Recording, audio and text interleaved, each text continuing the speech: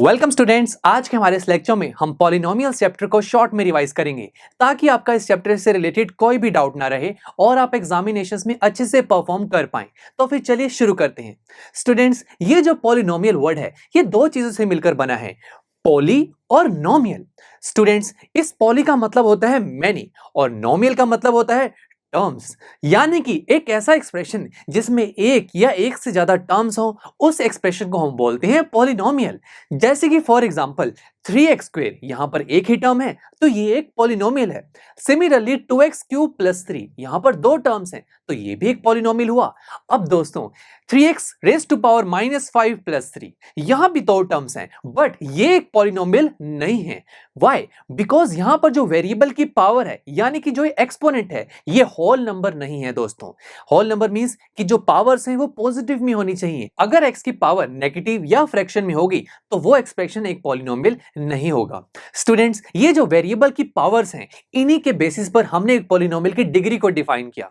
Students, एक polynomial में variable की मैक्सिमम पावर को ही उस पॉलिनोमियल की डिग्री बोला जाता है। For example 3x cube plus 3x square plus 2, यहां पर हमारे इस पॉलिनोमियल में वेरिएबल है x और इसकी मैक्सिमम पावर है 3, तो यानी कि इस पॉलिनोमियल की डिग्री हुई 3। Similarly 3x raise to power 4 plus 2x cube plus x square plus 1, यहां पर वेरिएबल की पावर है 4, तो यानी कि इस पॉलिनोमियल की डिग्री हुई 4। नाउ मजेदार बात तो यह है दोस्तों कि हमने यहां पर डिग्री के कॉन्सेप्ट के बेसिस पर ही पॉलिनोमियल की टाइप्स को डिफाइन किया। स्टूडेंट्स, अगर एक पॉलिनोमियल की डिग्री 1 होती है तो उस पॉलिनोमियल को हम बोलते हैं लीनियर पॉलिनोमियल। अगर पॉलिनोमियल की डिग्री 2 है तो उसे बोला जाता है क्वाड्रेटिक पॉलिनोमियल। सिमिलरली अगर एक पॉलिनोमियल की डिग्री 3 है तो उसे हम बोलते हैं क्यूबिक पॉलिनोमियल। और दोस्तों अगर एक पॉलिनोमियल की डिग्री 4 या 4 से ज्यादा है तो उसे हम सिंपली बोल देते हैं पॉलिनोमियल। उसके बाद दोस्तों हमने एक पॉलिनोमियल में जीरोस को भी डिफाइन किया। जीरोस, इसे समझने के लिए हम यहां पर एक पॉलिनोमियल कंसीडर करते हैं जो कि है x+1। अब जैसे कि हमें जानते हैं कि हमारा एक पॉलिनोमियल मशीन की तरह काम करता है। इस मशीन में हम x की फॉर्म में अपनी इनपुट देते हैं और हमें आउटपुट मिल जाती है। लेट्स से मैं अगर इस मशीन में 5 इनपुट देता हूं तो मशीन इस 5 को प्रोसेस करेगी, हो जाएगा 5 + 1, आंसर आ जाएगा 6, हमारे पास आउटपुट आ गई 6। अब जीरो का मतलब ये होता है दोस्तों कि मैं अपनी मशीन में x की क्या वैल्यू इनपुट करूं ताकि आउटपुट 0 आ जाए। ऐसी x की वैल्यूज को ही हम हमारे पॉलिनोमियल के 0 बोलते हैं। अब स्टूडेंट्स, इस x+1 को देखकर मैं जल्दी से आइडिया लगा सकता हूं कि अगर मैं यहां पर x को -1 इनपुट कर दूं तो अगर देखिए -1 इनपुट किया तो मशीन में हो जाएगा -1 + 1 और -1 + 1 होता है, आउटपुट आ गया 0। तो यानी कि ये जो -1 है ये हमारे पॉलिनोमियल के 0 है। अब दोस्तों ये जो 0 है ये डिग्री पे डिपेंड करता है। यस फ्रेंड्स, हमारे पॉलिनोमियल की जितनी डिग्री होती है उतने ही उसके नंबर ऑफ जीरोस होते हैं। अब हमारे इस पॉलिनोमियल में डिग्री क्या है इस पॉलिनोमियल की? 1, तो यानी कि इसका एक ही 0 पॉसिबल होगा और वो हमने फाइंड आउट कर लिया अभी, जो कि है -1। नाउ स्टूडेंट्स, ये जो मेथड है कि मैं 1 बाय 1 वैल्यूज को पुट करके देखूं अपने पॉलिनोमियल में और चेक करूं कि कब आउटपुट मुझे 0 मिलेगी, ये छोटे पॉलिनोमियल्स में तो यानी कि छोटी डिग्री वाले पॉलिनोमियल में तो ठीक है, बट जब क्वाड्रेटिक क्यूबिक पॉलिनोमियल्स आ जाते हैं तो ऐसे पॉलिनोमियल्स में अगर मैं 1 बाय 1 x की वैल्यूज को पुट करके देखूं और चेक करूं कि कब आंसर 0 आएगा और कब नहीं, ये थोड़ा टाइम कंज्यूमिंग हो जाता है और लेंथी प्रोसेस हो जाती है। तो दोस्तों हमने फिर जीरोस को निकालने के दो मेथड स्टडी किए। पहला मेथड था ग्राफिकल मेथड और दूसरा है फैक्टराइजेशन मेथड। दोस्तों ग्राफिकल मेथड में हमने हर एक पॉलिनोमियल जैसे कि लीनियर, क्वाड्रेटिक और क्यूबिक पॉलिनोमियल के ग्राफ्स को स्टडी किया और ये देखा कि जब हमारा ग्राफ एक्स एक्सिस को कट करता है तो जिन पॉइंट्स पर वो एक्स एक्सिस को कट करेगा वही पॉइंट्स हमारे पॉलिनोमियल के जीरोस माने जाएंगे और जितने पॉइंट्स पर कट करेगा उतने ही नंबर ऑफ जीरोस हमें मिलेंगे। बट ये भी थोड़ा टाइम कंज्यूमिंग तो था, बिकॉज यहां पर पहले हमें एक पॉलिनोमियल की हेल्प से टेबल को ड्रॉ करना होता था, फिर उसकी हेल्प से हम ग्राफ ड्रॉ करते थे। तो स्टूडेंट्स हमने फिर एक फास्टेस्ट और सिंपल मेथड डिस्कवर किया जो कि था फैक्टराइजेशन मेथड। इस फैक्टराइजेशन मेथड में हम एक पॉलिनोमियल के मिडिल टर्म को स्प्लिट करते हैं और स्प्लिट करते ही हमारे पास जीरोस बहुत जल्दी से आ जाते हैं। तो स्टूडेंट्स जीरोस तो हमने फाइंड आउट करने सीख लिए, बट मजेदार बात तो हमने इस पॉलिनोमियल चैप्टर में ये देखी कि एक पॉलिनोमियल में उसके जीरोस और कोएफिशिएंट्स के बीच में बड़ा इंटरेस्टिंग रिलेशन एग्जिस्ट करता है। और दोस्तों हमने इस चैप्टर में एक क्वाड्रेटिक और क्यूबिक पॉलिनोमियल के ऐसे रिलेशंस स्टडी किए हैं, देख लेते हैं उन रिलेशंस को भी। सबसे पहले क्वाड्रेटिक पॉलिनोमियल की बात करूं तो इसकी जनरल फॉर्म क्या होती है, ax square plus bx plus c। And student साथ में हम लिखते हैं कि a is not equal to 0, because अगर a 0 के इक्वल हो जाएगा तो ये पॉलिनोमियल एक क्वाड्रेटिक पॉलिनोमियल नहीं रहेगा।